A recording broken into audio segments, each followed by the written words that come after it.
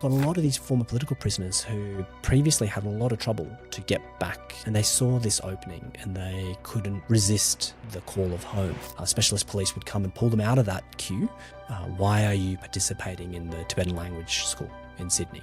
This is an Australian citizen. So this is happening to dozens of Tibetans. I think the Australian government has to rethink how it thinks about Tibet. Prime Minister went to Chengdu and he's there patting pandas and makes no mention of Tibet. If you've got these human rights abusers who can't invest or travel to the US, they can't invest and travel to the UK, they can't invest and travel to the EU, but they're not sanctioned by Australia, they can travel and invest in Australia, where do they go? And you don't think there's been a consistent application of Magnitsky sanctions? No, not really. But when we choose not to do it, where it seems like it poses some inconvenience to us or uncomfortable moments, I think it's very inconsistent.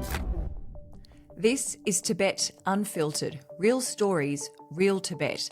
Unfiltered conversations, eyewitness accounts, and deep dive investigations that challenge the Chinese Communist Party's narrative on Tibet. I'm your host, Geraldine Nordfeldt. I'm a former journalist and board member of the Australia-Tibet Council, with production by Sonam Gyaltsen. As the Dalai Lama said, in our struggle for freedom, truth is the only weapon we possess. Our guest today is Tsewang Thupten. Tsewang is based in Canberra. He's also an activist and a member of the Subcommittee for Advocacy for the ACT Tibetan community. Welcome to Tibet Unfiltered, Tsewang. Can you tell us about your work in political advocacy for Tibet in Australia? Yeah, look, to kind of get to the point of explaining how I became involved in the way that I am these days, it might be useful to kind of talk about how I started.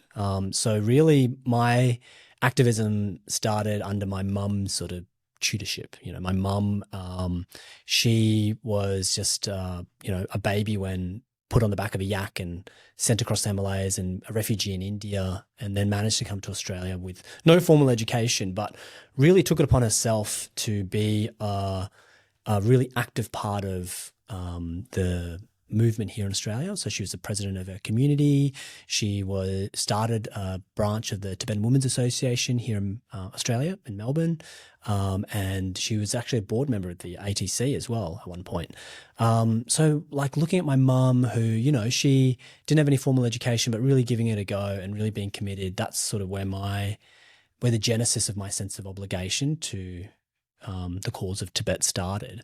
And so when I was little, I would attend protests and I would do letter writing and all the sort of typical young activist kind of things. And then I guess that kind of changed quite a bit when in 2008 I moved to Canberra and I was serving on the board of the local community. And if people recollect, back in 2008, China had been given the Olympics and the torch relay was coming to Canberra. And so it's our little committee of our president is an amazing local Tibetan woman, is a mum and, works for local ACT government. And then her little committee of students and other people, we were tasked with, preparing this protest and what we thought was a really important moment in Tibetan history, because there was an uprising happening in Tibet at the same time. And being involved in that and sort of feeling the full force of the Chinese government's efforts, even on Australian soil, to repress our voice, to squish us into a corner. There was tens of thousands of Chinese students bussed in, and there was like violent moments where Tibetans were really scared, and having to be a leader in that space because we were hosting those protests is, I guess, where I started to learn a little bit about how you can contribute if you have the ability to speak and organize. And so I guess since then I've played a role trying to contribute whatever I can using the skills that I have to being a voice either in Parliament, speaking and lobbying parliamentarians, or organising panel discussions and moderating those, or figuring out ways to tell the stories of those Tibetans who are more directly connected to what's happening inside Tibet. And yeah, that's what I've done, I guess, for the past 15 years. Interesting you mentioned the torch relay. I was actually a TV journalist in Canberra on that day, and we were following the torch relay, and I remember being absolutely shocked by the sheer number of people that were pouring off these buses, because we were the local, the local Canberra media, not the national media, and we weren't the broadcaster. So we were very much at the back just trying to get any vision that we could of the events of that day. And we were being jostled and pushed out of place by people who were standing 3 to 4 people deep along Northbourne Avenue as the torch was running up. And to me, we were there to cover what was a significant local event, but all of these people had been bussed in to give this artificial sense of an inflated crowd that we were unable to do our job that day and actually get vision and pictures of the torch and locals' reactions. It gave me a very shocking kind of sense of the effort that was being taken to present a certain picture to the world at that time. So it's interesting we're both working in different capacities on Canberra on that day. It left a real sort of mark on a lot of Canberrans. Like if you speak about being a Tibetan in certain forums in Canberra, a lot of the people will recollect, oh yeah, I remember seeing the torch relay and the Tibetans and what happened, and our community, we really tried our best on that day to cooperate with the local law enforcement. We made a commitment that we wouldn't disrupt the event. But what transpired, I think, was really actually it was I guess a sample, for a lot of people about what the Communist Party is really all about here in Australia. I think what's happened since 2008 all the way to now, there's a connection, there's a thread that maybe we can explore. Mm-hmm. Can you tell us a bit more about your upbringing and what the concept of home means to you? Yeah, well, we were talking before we started about whether or not I can call myself a Canberran now because as I was saying, my mum, she was born in Tibet. Both my parents were born in Tibet, but my mum was born in Tibet. And I guess in her heart, no matter how long it's been, she always called Tibet home. That's really where her sense of identity, her sense of belonging, her sense of who she is as a person intrinsically, where her values, her heritage, that's from Tibet. The land itself and her attachment to it, that's home for her. But, when I think about my kids, home in some sense for them is Canberra, and as much as I'm reluctant as a Melburnian to call Canberra home is also is Canberra for me as well. But I think the notion of home really is about a sense of security. Like when you think about coming home at the end of your day's work, you're not really thinking about your 4 walls and your couch. What you're really thinking about is a sense that you get when you walk in your door. And when you talk about where a peoples might find home, it's a place which provides that sense of security for the things that are most valuable for those peoples. And so for me, that's that connection to Tibet is different from my mum. But I think of the values I'm trying to instill in my kids, Tibet is still home for those important values and that identity. For Tibetan Australians who are lobbying their local members, what is an important angle or aspect that you think we often forget when contacting the government? How can they help their MP, connect the dots on the bigger picture of what's going on? Yeah, that's such a great question. And it's not a simple thing. Like really the underlying theme is how do you make people care? How do you make people care enough to take action? And if you're a Tibetan, I would suggest you really have to do the groundwork. You can't just go and knock on someone's door and ask them for something. You can, and some people may, out of the generosity of their heart or some sort of underlying sort of connection they might have already, be willing to give you something. But generally speaking, you need a relationship and you need a story as well. But I think first and foremost for Tibetans in Australia, we should really connect with our communities and our communities should become open to other communities and we should build connections and bridges to other communities. That's communities that are like-mindedly sort of impacted by China, other human rights sort of communities like, Palestinians or Rohingya so you should build your activity inside your community. Then you should work with the ATC. You should go and sort of be participate with the ATC's work, so you can become educated, so that when you do then go and have conversations with parliamentarians, you're well informed about the issues. So that's my first point, is I think really Tibetans need to build the groundwork for being able to go and engage. And then secondly, when it comes to those asks of parliamentarians, so once you've built that relationship and you're in the room and you're going to ask them to do something, you should do it with a very strong sense of mutual benefit. We're not asking for the Australian government to do anything out of the generosity of their own heart. We're often asking them to do things out of a sense of moral conviction that what you do should be the right thing to do. And the Australian government, is a responsible player on the international scene, as well as being bound to certain principles at home. So when you go and ask these things, you ask them to do it because it's the right thing to do. But secondly, it's in Australia's national interest. And so you need to understand that piece. Depending on what you're asking for, you need to make sure that they understand that it's actually in Australia's interest to speak out on Tibet. It's in Australia's interest to see the international order preserved, that it's in Australia's interest to speak out on human rights and to encourage China to be a responsible player on the international stage. So I think two parts there really to summarise this. Sort of firstly, do the groundwork, get involved in your community in the ATC and become informed and build relationships. And secondly, when you go and ask with a construction that is not too much relying upon their good graces, be coherent and explain that it's in their interest to do these things. When you speak about Australia's national interest, one of the main arguments that often comes back in this conversation is Australia's reliance on China for trade. How do you think that the Australian government can balance this reliance on China for trade while upholding these human rights values?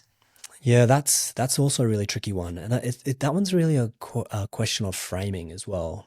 I think it's often seen as like one or the other, and I don't think it is. It's always been the equation, I think, in Washington and London and Canberra has been that to facilitate trade, you need to acquiesce to the Chinese government's preconditions that human rights is either completely off the table or it's sidelined.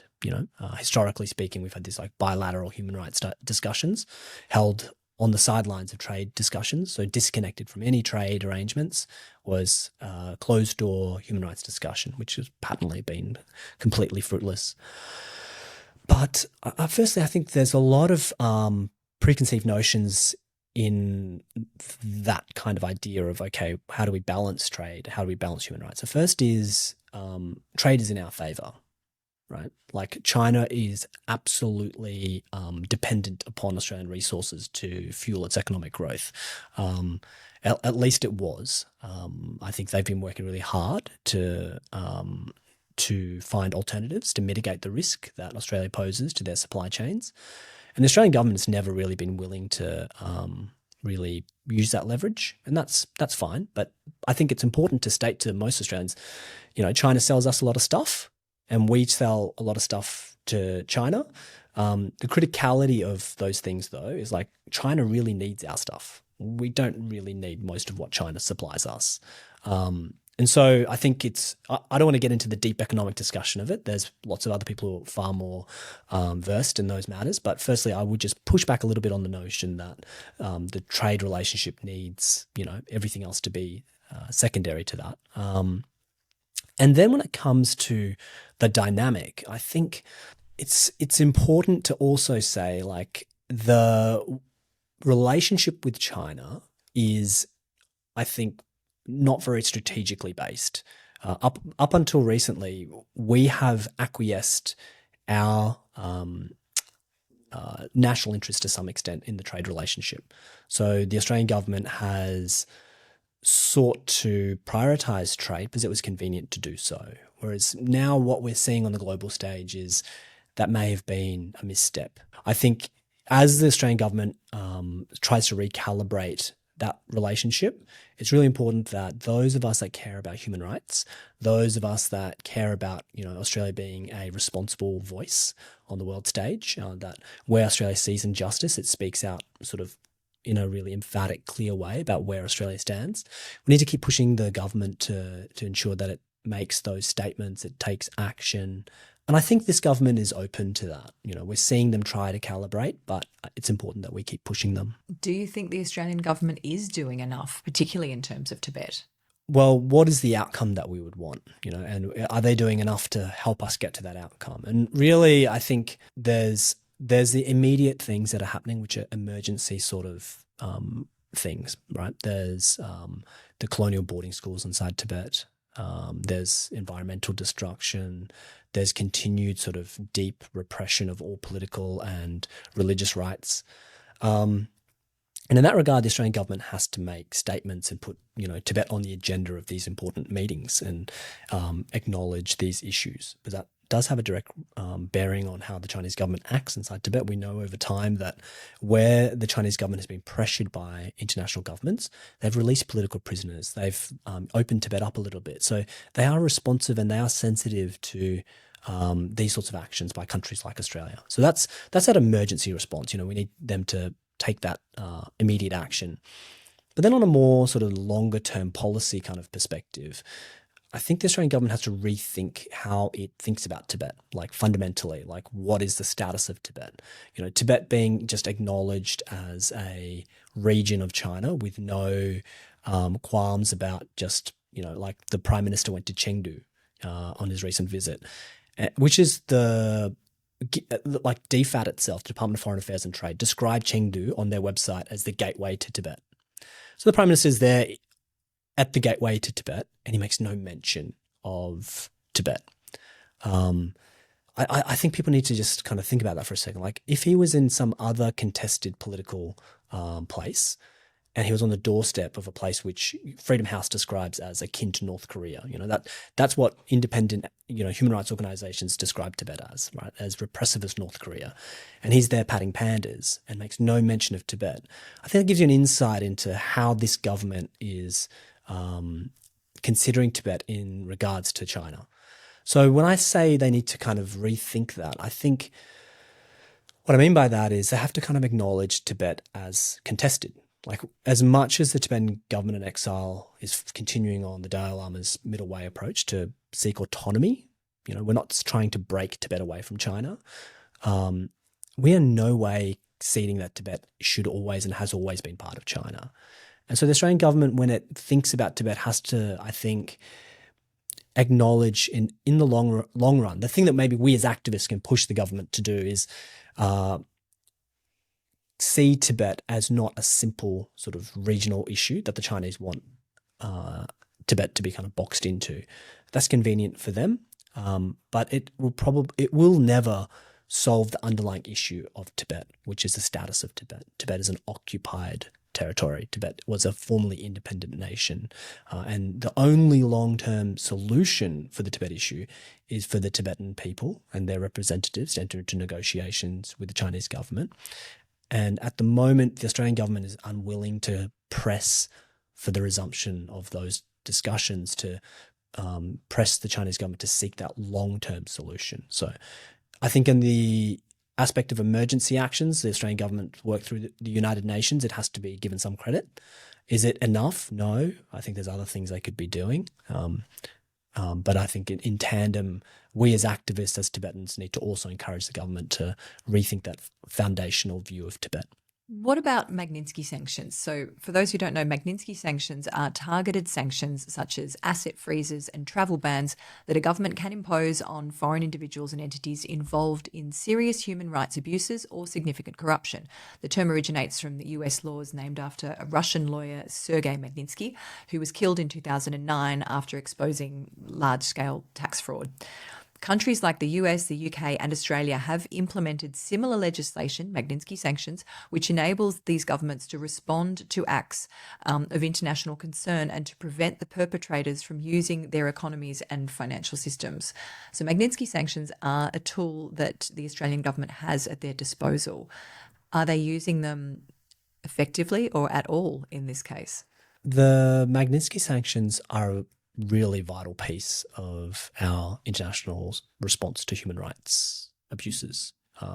They are intended to be used for the most egregious human rights abuses. Came into effect in 2020, 2021. They were passed bipartisanly by the Australian Parliament, passed on the previous government. And this government has used them. They have used them in the case of the Belarusians. They've used them in the case of the dictatorship in Myanmar. And they've used them in a number of other places. So they've shown that they're willing to use these measures, which is entirely appropriate, right? It is there's a tapestry of as you mentioned, there's a tapestry of Magnitsky sanctions. It started off in the US, and the EU has it, the UK has it, and we have it. So it's important that Australia plays its role in using these sanctions where there is a clear and egregious human rights abuse. And in the case of the colonial boarding schools, it's clear that this is a devastating policy being implemented by the Chinese government to destroy the human rights of the most vulnerable children in the world, right? And these young Tibetan children and the communities. It's really an act of cultural genocide. And other like-minded nations have used Magnitsky sanctions on those government officials. The two Chinese government officials responsible for the policy have been sanctioned by the US. So we think it's entirely appropriate and it's effective. But not only that, it's vital that Australia do it, because what happens is when one piece of the tapestry, when one piece of the web of Magnitsky sanctions is applied or not applied, that creates a leak. So if you've got these human rights abusers who can't invest or travel to the US, they can't invest and travel to the UK, they can't invest and travel to the EU, but they're not sanctioned by Australia, they can travel and invest in Australia. Where do they go? They come here. We don't want to be a destination for the most egregious human rights abusers in the world. And so we've gone to Parliament, and when I say we, the Australia Tibet Council, led by Dr. Zoe Bedford, we've met with the Foreign Minister, and I've sat across from the table from her and said, what I'm saying to you now, that you sanction these other regimes. It's vital that you sanction these people responsible for this policy in Tibet. And she was quite emphatic. She came back and said, look, she just doesn't think it's effective in the case of China. This is the Foreign Minister. This is the Foreign Minister, yeah, Senator Penny Wong. And I can understand why she would say that. So in the context of trying to rebalance the relationship, as we were talking about earlier, it's evident that they don't want to rock the boat. So, you're in a room with the Chinese foreign minister and you're trying to get Australian beef back on Chinese plates, then you probably don't want to be sanctioning their leaders if you perceive that you're in a weaker position, right? So I think it goes back to that notion of Australia always sort of ceding these issues to the Chinese government.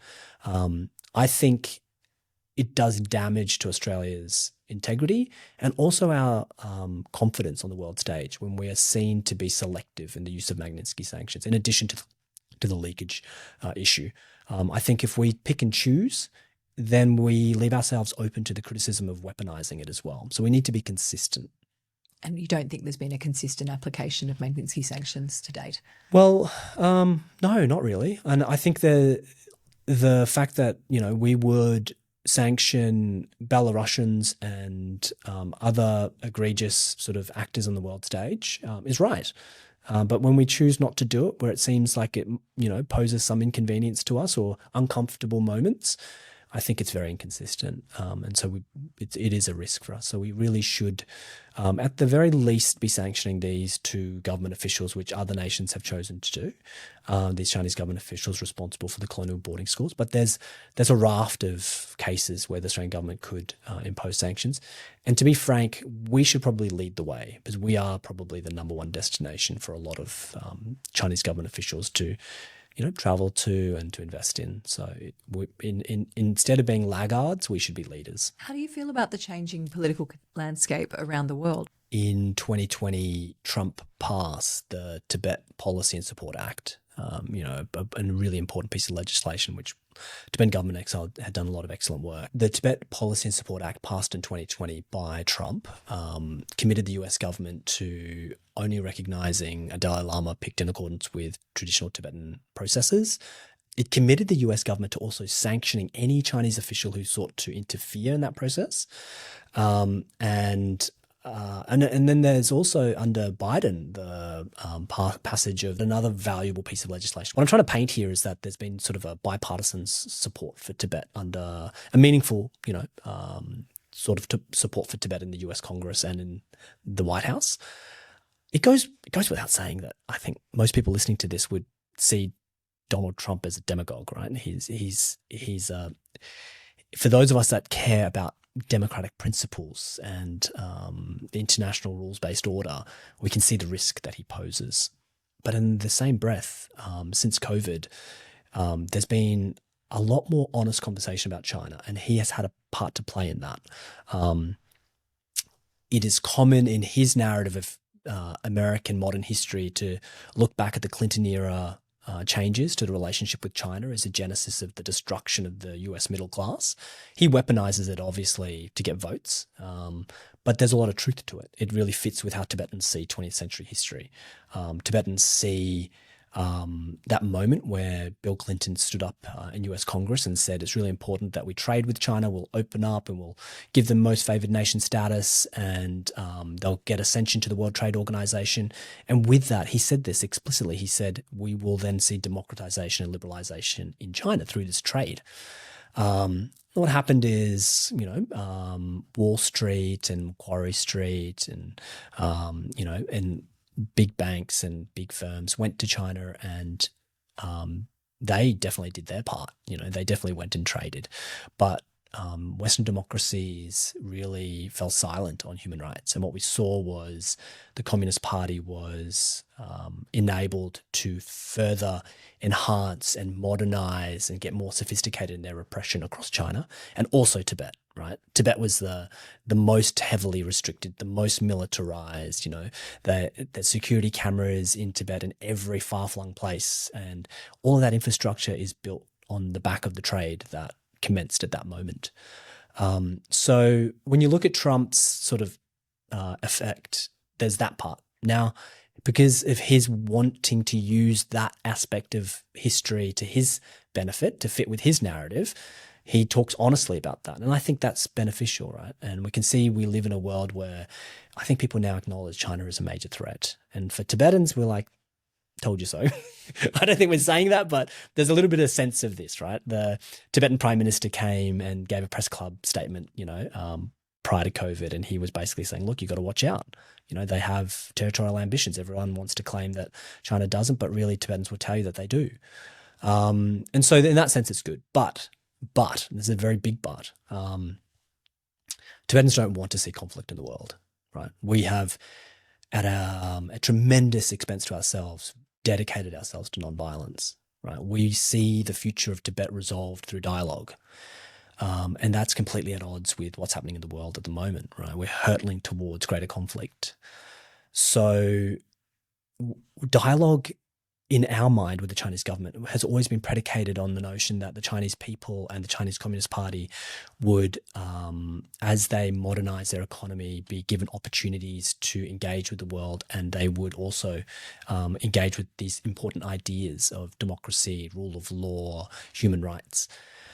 And unfortunately, when they look at the West now, and they look at the model of democracy, and they look at the model of governance in the West, I think the behavior of Western governments plays into the hands of the Communist Party, who want to pitch to the Chinese people that they are the reliable custodians of, Chinese culture, and that the Western sort of decadent democracies are not reliable. They're not going to provide the stability and security.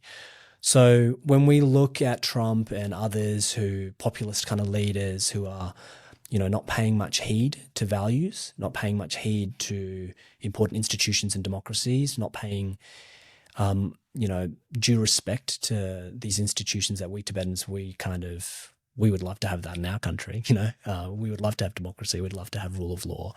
I think that's really damaging to our cause, because as I said, fundamentally, we want to talk to the Chinese people and the Chinese government, and we want a world where that's possible. Under Trump, we've also seen US aid funding being cut, which has resulted in the loss of Radio Free Asia, which was an essential source of non-CCP news inside of Tibet. How did these changes affect the Tibet movement? Yeah, really immediate. as soon as those cuts were made, those services stopped. But I would say at the same time, we have amazing resilience in the Tibetan government in exile, and thanks to organisations like the ATC, that we can pick up the pieces to some extent. But really, inside Tibet, Radio Free Asia and Voice of America, you hear from the former political prisoners, and you hear from people that have escaped. These were services which gave people hope. To know that someone out there cares is a really important message for those that are under daily repression. So I can say we'll get through this, right? We'll be fine, because that's who we are as a people. Like, since 1949, 1959, through invasion and occupation and exile, and through all the hardship, we'll get through it. We'll solve it. But it has an immediate, harmful effect. That said, I think US Secretary of State Marco Rubio, he's a great ally of Tibet. So I'm hopeful that he will find ways to continue to support Tibet within his portfolio.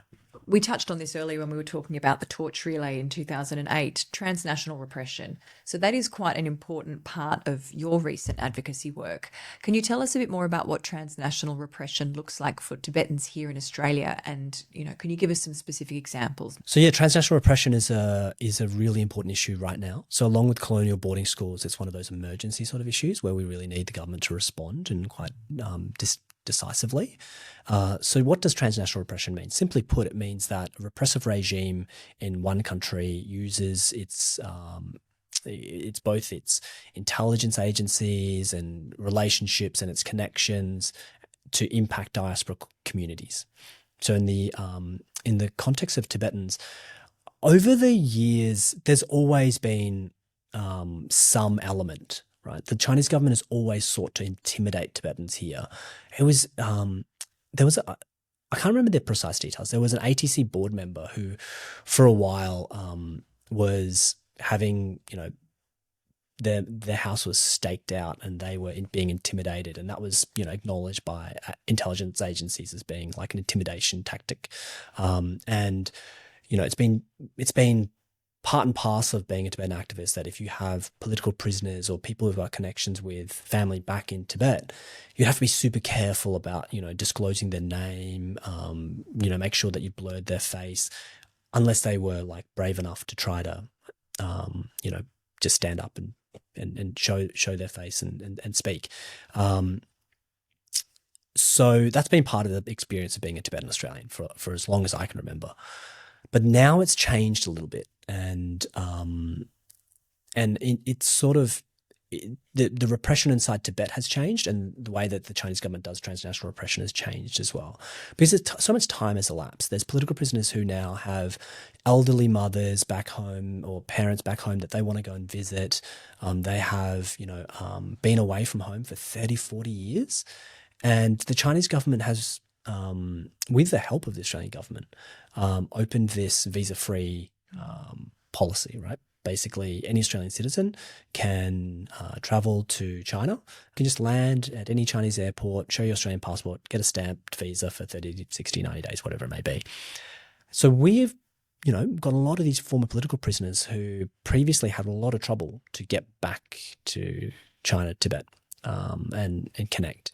And they saw this opening, and they couldn't sort of resist, the call of home. So with their blue Australian passport in hand, they book their flights and land in China, typically Chengdu Airport, and they would be in the queue to get their passport stamped, and a government official, for them, I imagine quite a terrifying uniform, like a Chinese military police or Chinese PAP specialist police would come and pull them out of that queue, and then haul them into a room and interrogate them. This is an Australian citizen. And they would ask them questions which kind of indicated that they'd been watched. So the questions that these people would be asked was, why are you participating in the Tibetan language school in Sydney?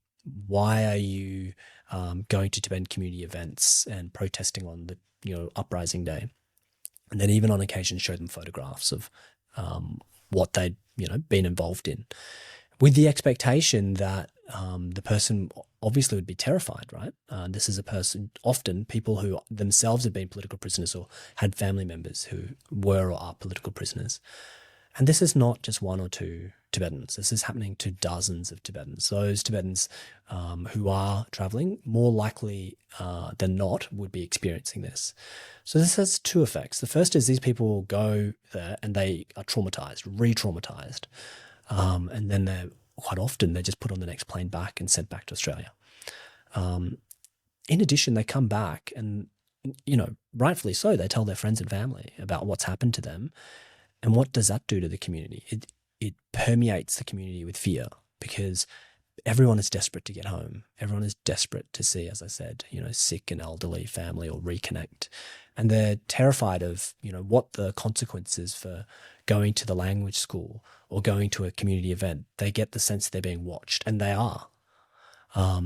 So what this means is that Australian citizens seeking to participate in their normal community events are experiencing a really profound sense of right deprivation, repression, the sense that they should never feel, in your home, right? They should feel safe and secure to celebrate their culture, to express their political views, and they're not. So we have raised this with both DFAT and with the Foreign Minister's Office. And I think there's a degree with which the Australian government is mindful of this, but what it really takes is to relook at this visa process, and it really takes the Australian government to raise this at the highest levels in those discussions with Beijing, and fundamentally it really means we have to be honest about what we're dealing with when it comes to China, which I think we're getting better at, but it's issues like this which mean we still have work to do.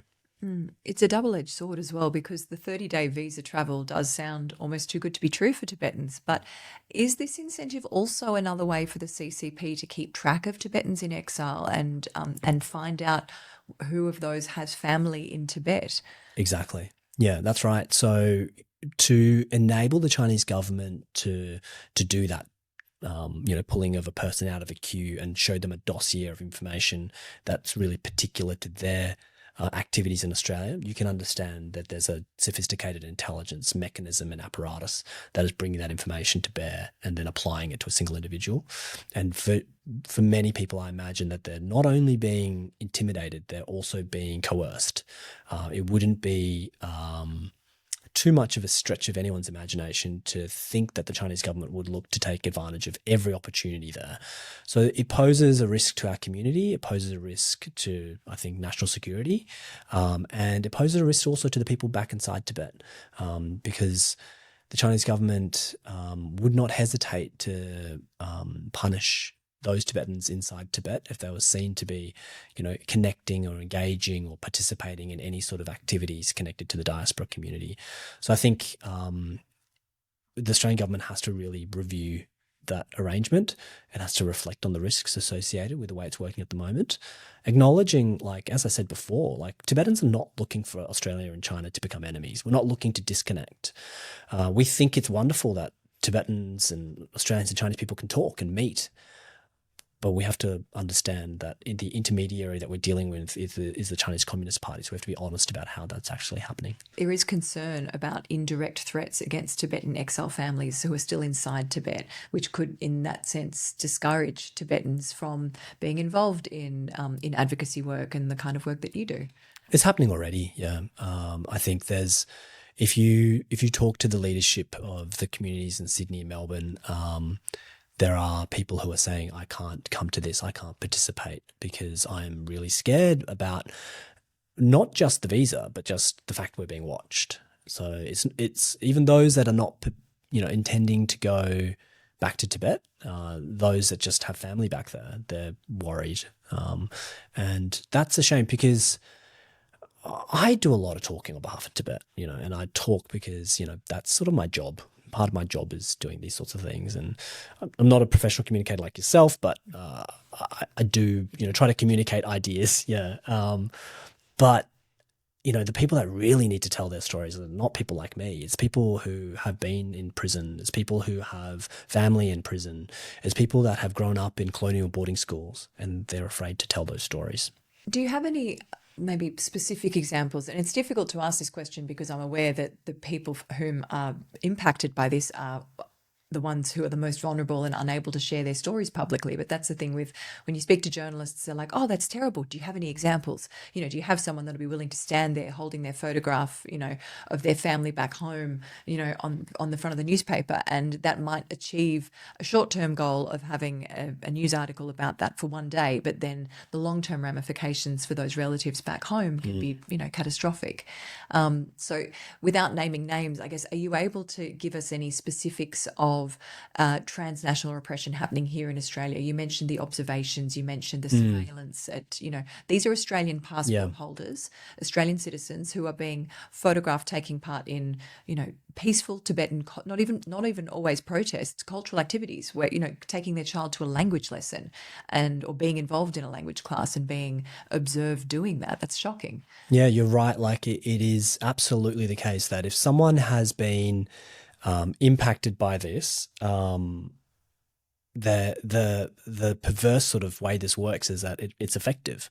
If you're connected to Tibet through family and you're the right person to speak about it, you're the target of transnational repression, so you're unlikely to speak about it. But there are some individuals who are brave enough, and not to say the others aren't brave, but they show a particular sort of courage to kind of stand up and say, look, this is what's happening to me. And I guess the case that jumps to mind is in the Newcastle community. Lobsang Longtok was on the front pages of the Illawarra Times and all over social media because of what happened in Newcastle. And for those that are not aware, basically what happened is the Newcastle mayor took it upon himself, which is very unusual, to engage with the Chinese government through the consul and had meetings. And despite whatever the Newcastle mayor's, PR and damage control efforts afterwards, what became really clear through leaked notes from that is that he discussed the Tibetan community in Newcastle with these Chinese government officials.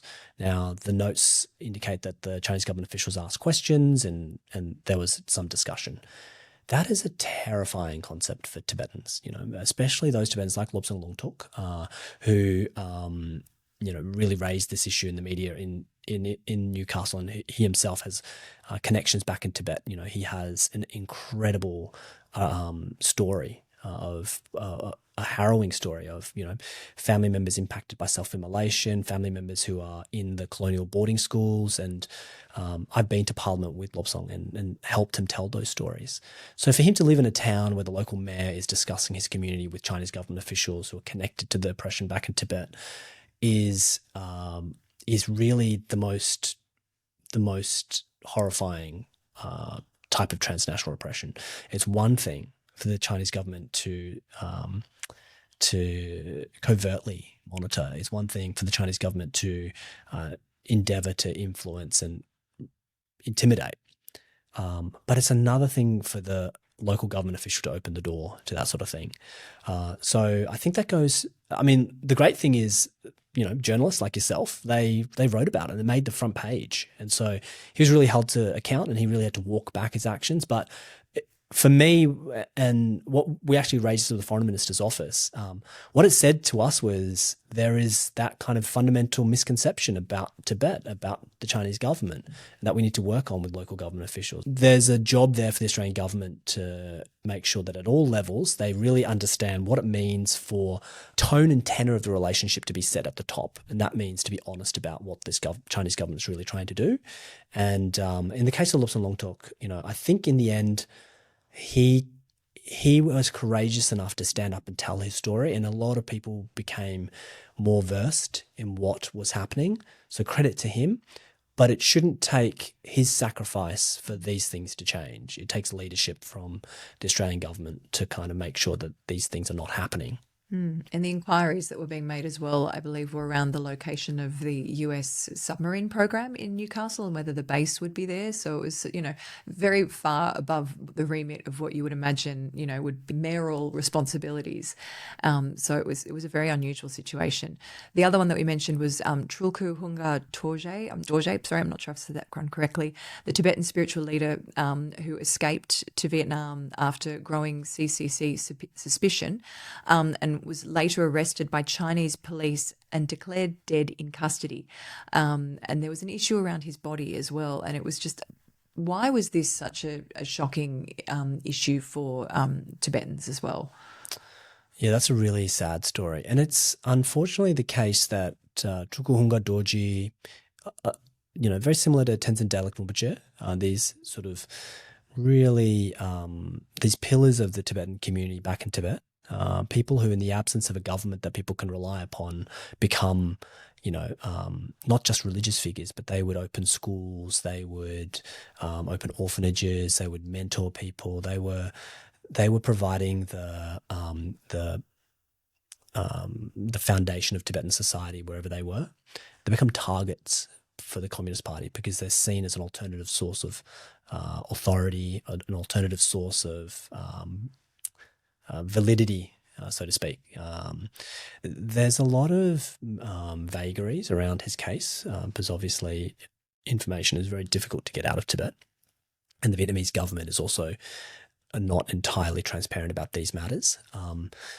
So what we do know is that Chinese government officials were invited in by the Vietnamese government to interrogate Trukulhunga Dorji, and then subsequently his body was not released. So he died in custody, as you mentioned, and he is a revered Buddhist leader, a reincarnated Lama, and he needed to go back to Tibet to his people and to have certain religious ceremonies. And it's not because, these things are some esoteric religious rites. It sort of reflects a deep disrespect, it reflects a deep disregard for the well-being of the Tibetan people and the Tibetan community and the absolute lack of any sense of rights that they have. So we actually, with the ATC, we went to the Vietnamese embassy here in Canberra and we wrote a letter. We sat in their lobby for a good couple of hours, I think, wanting to speak to someone. So unfortunately, at this moment, there's no more news on how that's progressed. But it's really a good example of, the way that the Chinese government operates, that it sees these, in Tibetan people's minds, these really revered characters, these people that should be celebrated and respected, become targets, and then subsequently an absolute disregard for any of the things that Tibetans hold. Why does the CCP, which is an atheist government, why is it so interested in Tibetan reincarnation? Why is it targeting people, like the Trulku, and also their obvious issue with His Holiness? Yeah, look, I think it's very like on the face of it, like any sensible person can see, it's such a nonsense idea that the atheist Communist Party, which dismantled all religion and culture in China through the Cultural Revolution, now sees itself. They have legislation where, like, living Buddhas, as they call them, which we don't call them living Buddhas, but they call them living Buddhas, have to be registered with the Chinese Communist Party. You get your living Buddha card or something. I'm not sure, but the simple notion of it is control. Right, and legitimacy. Tibetan people have, at the end of the day, like, despite the Chinese government's dictate that every Tibetan house in Tibet has to have a Chinese flag and a picture of Chairman Mao and Xi Jinping on your wall, so strange, this cult of personality that they insist upon. But it's really because they know fundamentally the Tibetan people's identity can never really be bought by economic development. It can never be cowered by repression or bullets and absolute deprivation of rights and prisons. So in the long run, they know that where the Tibetan people's heart is in our faith to the Dalai Lama. Right? That's fundamentally, like, at the core of every Tibetan person's identity. Almost regardless of whether you're a Buddhist or you're a Tibetan Muslim, everybody just has so much reverence for His Holiness. And they see in that an opportunity. And they've been playing this game for many decades now. So it started with the abduction of the Panchen Lama. So historically, the Panchen Lama, who is in the Dalai Lama's school of Tibetan Buddhism, called the Gelug school, there's this relationship between the Panchen Lama and the Dalai Lama over hundreds of years. One would be the teacher in one lifetime and the student in the next, and they'd find each other's reincarnations. And so when the previous Panchen Lama passed away, who was really an incredible figure. Like, we can get into that, but he was an amazing figure throughout the early years of the Chinese invasion. He passed away and his reincarnation had to be found because obviously there is that relationship with the Dalai Lama. His Holiness the Dalai Lama found the next Panchen Lama, and within a few short months he had disappeared. The Chinese government had abducted him. So he's the same age as me. So he's 40 years old now, but he was abducted when he was 5 years old. So he's been missing ever since. And, many governments have inquired about his whereabouts, and they're always given the same answer that, he's living a private life somewhere in Beijing. But yeah, since 5 years old, he's been abducted and no one's known. He's the world's longest serving and youngest political prisoner. But they didn't abduct the Panchen Lama and his whole family because, they have some interest in Buddhism, or there's only one reason, is because they want to influence the next Dalai Lama. They want to control Tibetan Buddhism. And the Chinese government installed their own Panchen Lama, and they've been parading him through Tibet. But interestingly, Tibetans, they have no interest in him. Because he is still a monk, they offer the bare minimum sort of respect that they would afford a monk, but they have no notion that he's the Panchen Lama.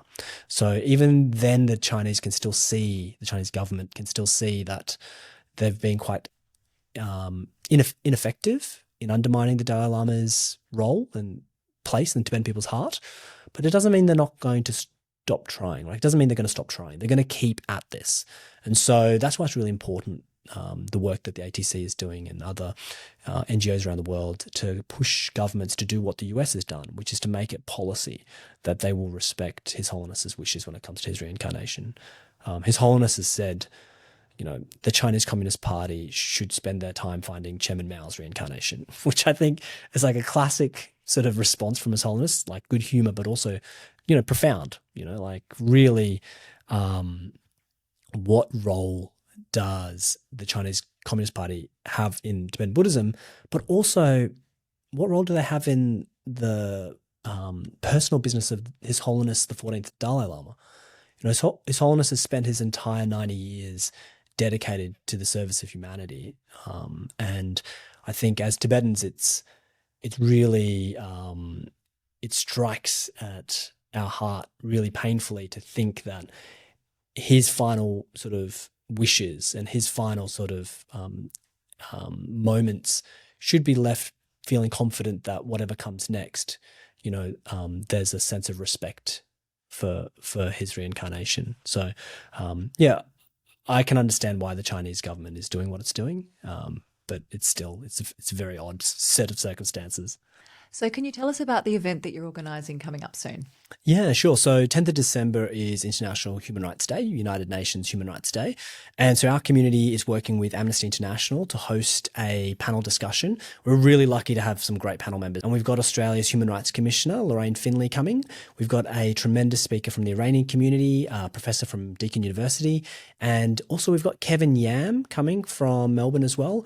Some of you may know him. He's quite famous. He's a Hong Kong lawyer who escaped from Hong Kong, and the Chinese government have actually issued a arrest warrant and a $200,000 bounty on him.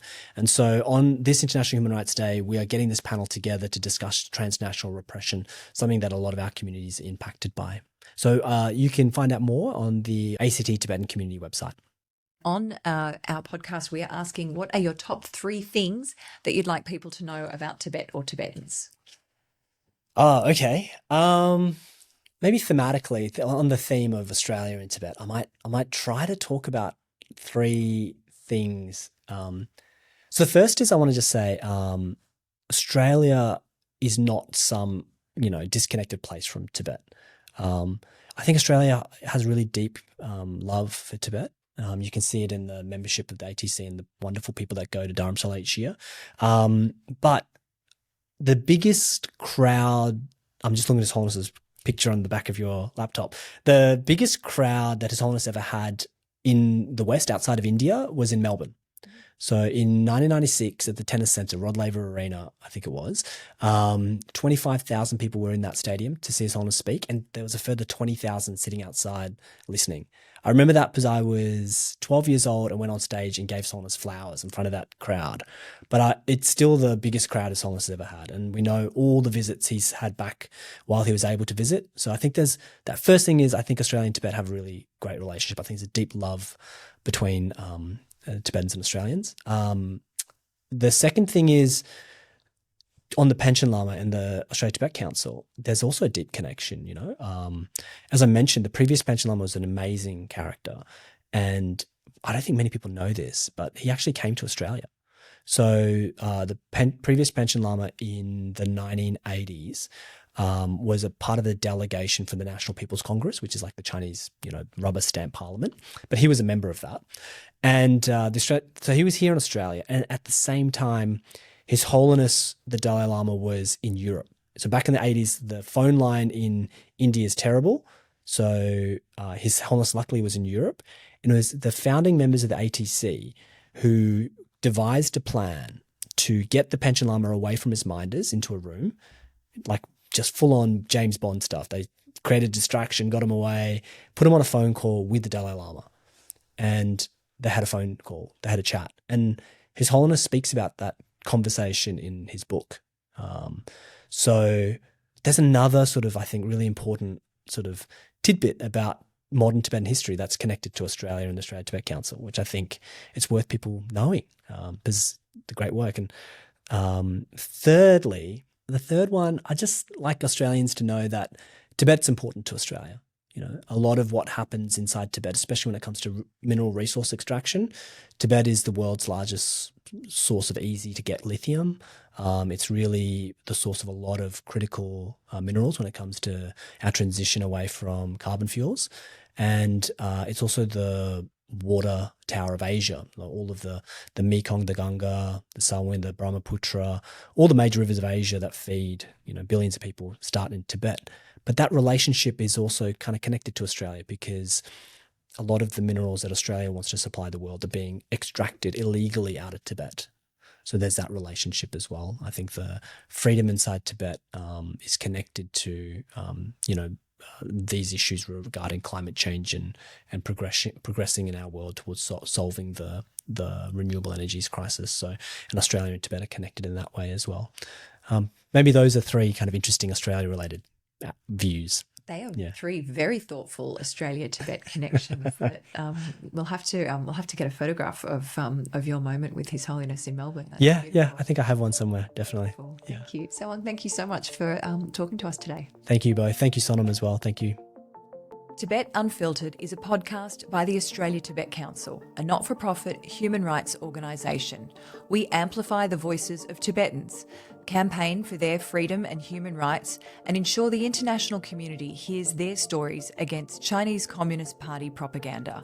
I'm your host, Geraldine Nordfeld. Production by Sonam Gyeltsen. Join us again soon for another episode of Tibet Unfiltered.